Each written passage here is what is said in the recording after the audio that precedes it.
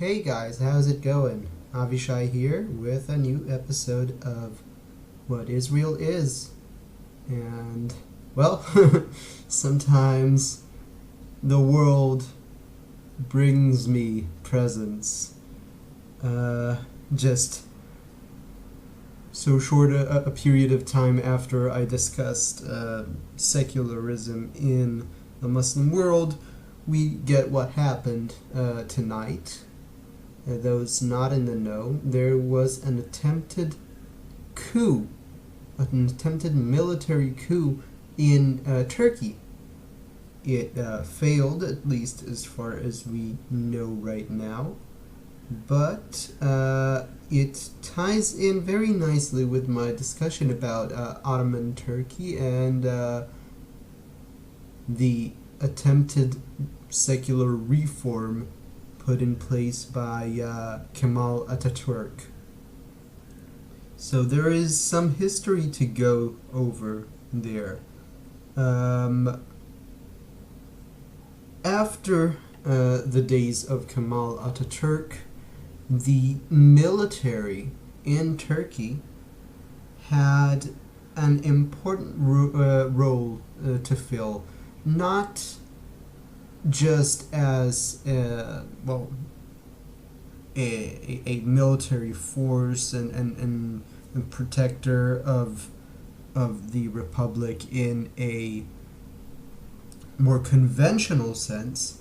They were also they considered themselves the protector of the republic in a political sense, and the protector of the core tenets of what is called Kemalism, that is, the vision of Kemal Atatürk. So we actually had several elected rulers who were ousted by the Turkish military for not preserving the spirit of Atatürk and of secularism. There was a claim there that while it may not seem democratic, the very notion of democracy cannot hold water in Turkish culture unless it is cultured by, over time and through education, that in this Turkey that has only just woken to the idea of secularism and democracy,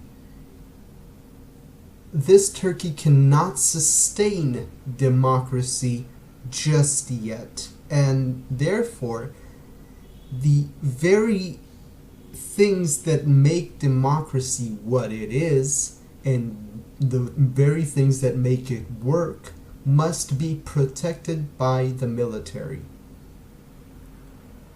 And this is no longer the case as of the rise of AKP, which is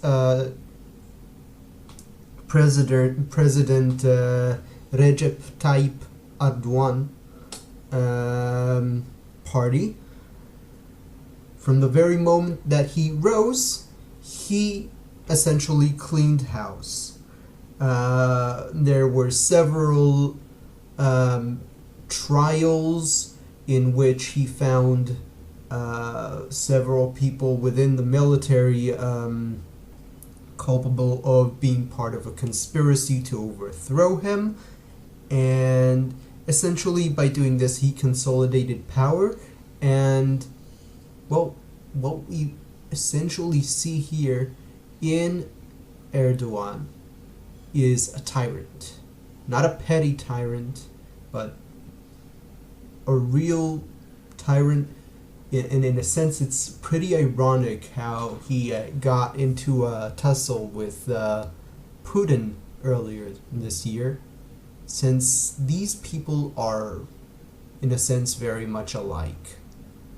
Obviously, Erdogan has the whole Islamic part about his party, whereas Putin really doesn't care about religion.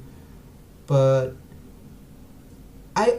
for one thing, I don't know how devout AKP is as far as Islam, Sunni Islam. I know that they have repeatedly said that they are not an Islamic party, but a modern conservative democratic party. But people say things. They reject being classified as Muslim democratic or whatever, but take it for what it's worth.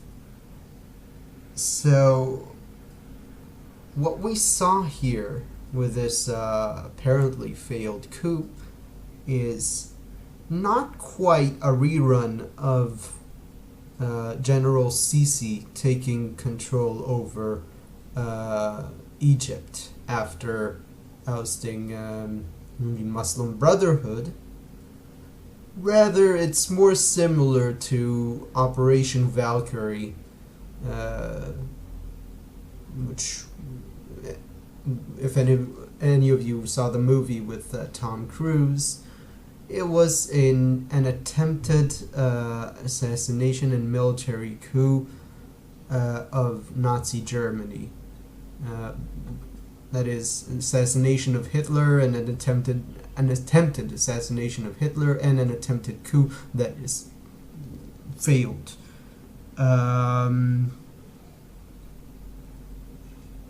So I think we are stuck with Erdogan for quite some time, and just one thing that kind of bothered me that I saw EU officials and also Boris Johnson decry the undemocratic means of attempting to change the leadership.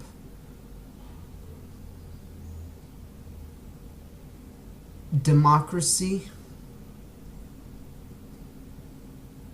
has several weaknesses, and well, in those places around the world that call themselves democracies and hold votes but are very clearly not democracies, elections don't work as a means of replacing government.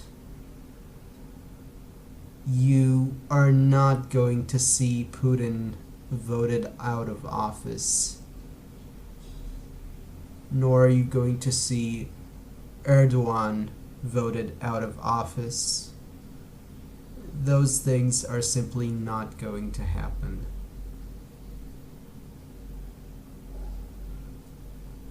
So that's the first bit, and as promised, the second bit is what Israel is. Is it genocide? Is what Israel is doing to the Palestinians genocide or ethnic cleansing? Those are words that are oft repeated by proponents of BDS, the boycott, divest, and sanction movement against Israel.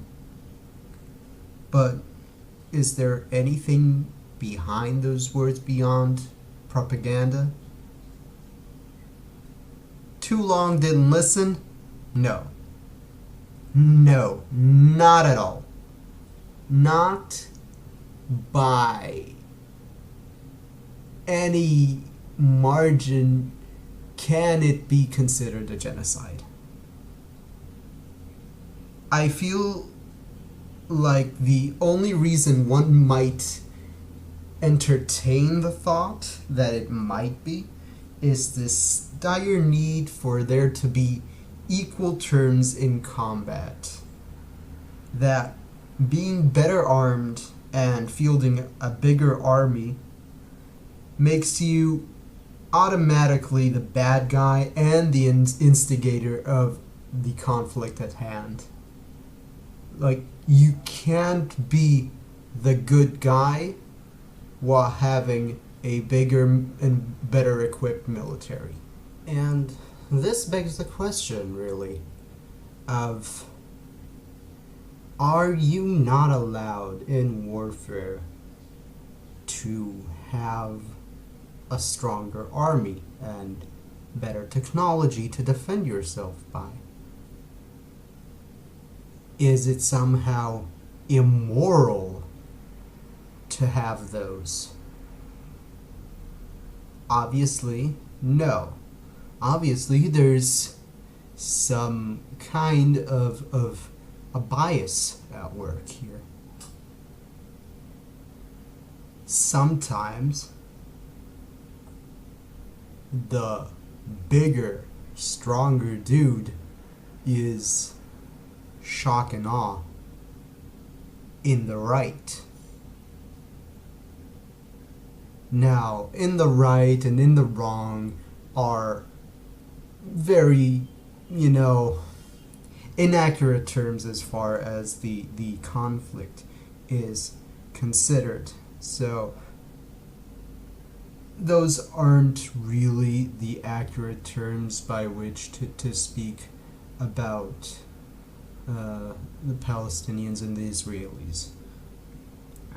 But here are some hard numbers for you. As far as the death toll in the Palestinian-Israeli conflict,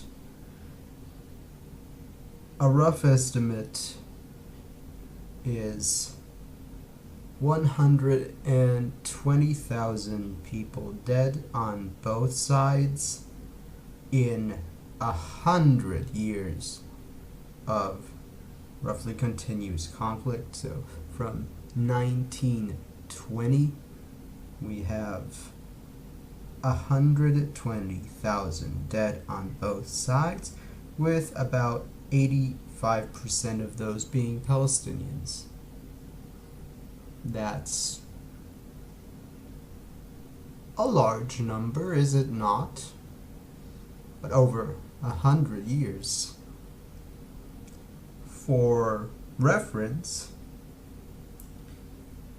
there are 164,000 casualties in the cartel wars in Mexico in 10 years. A bit to the south, 218,000 dead in the Colombian conflict in 50 years. So, about twice the amount in half the amount of years.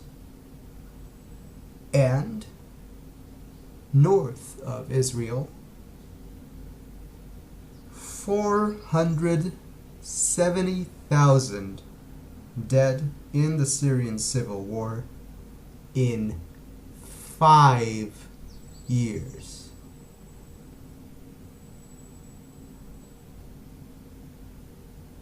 Okay. Now, one might be tempted to say, well, Israel is a small country and the Palestinian territories are small, so the population is probably smaller, etc., etc. It is correct, but really, the population of Israel is not really in proportion to the size of the country. There are in Israel about 8 million people, and in the Palestinian territories about 4 million all in all. So, yeah, 120,000 dead in 100 years is not genocide. Actually, 90,000, because 120 is also including Israelis. Well, let's round it up to 100,000. So some of those people on the BDS are somewhat aware of this, and they'll say that the genocide taking place here is a stealthy kind of genocide. It's not genocide by mass murder. It is a genocide by making people lose hope and immigrate. And by doing so, it's ethnic cleansing or something. So you make them not want to remain in their country. First off, that's clearly stretching the meaning of the word genocide or ethnic cleansing. And well, if that is what Israel is attempting to do, then well, it's a failure. This policy is a failure because we don't see mass immigration from the Palestinian territories to other countries. We haven't seen something of the like since, well, 1967 or 1948.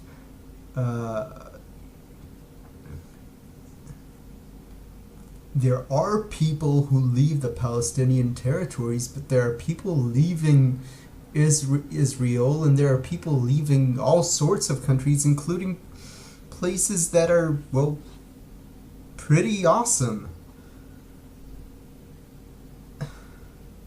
The point is,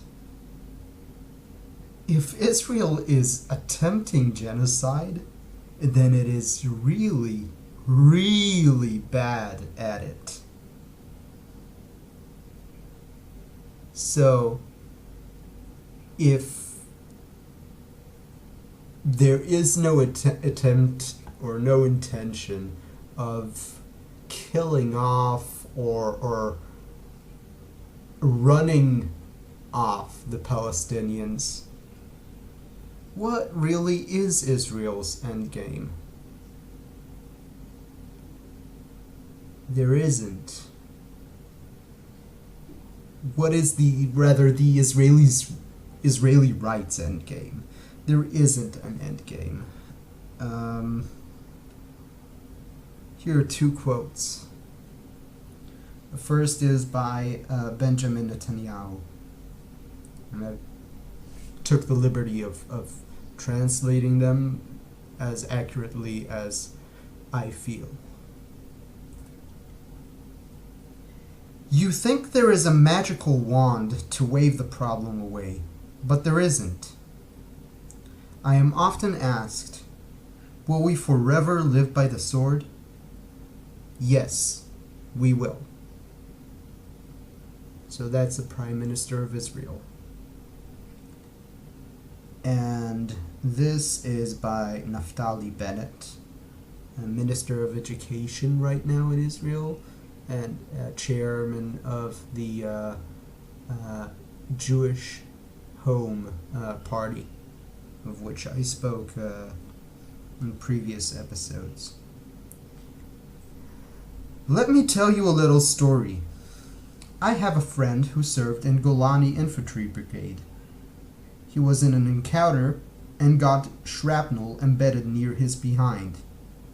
I visited him at the hospital, and he told me, "Look, I have this shrapnel. The doctors told me I have two options. Either take it out in surgery and risk becoming paralyzed for life, or leave it be and every now and then it'll hurt. He decided to live with it. Sometimes the desire for perfection is disastrous. Those two quotes are the very definition of the Israeli right's vision of the conflict. No resolution, no endgame. Managing the conflict until the very end of time. Yep. Good luck. So that's it for us today, and this is Avishai wishing you an awesome weekend, and I'll see you guys soon.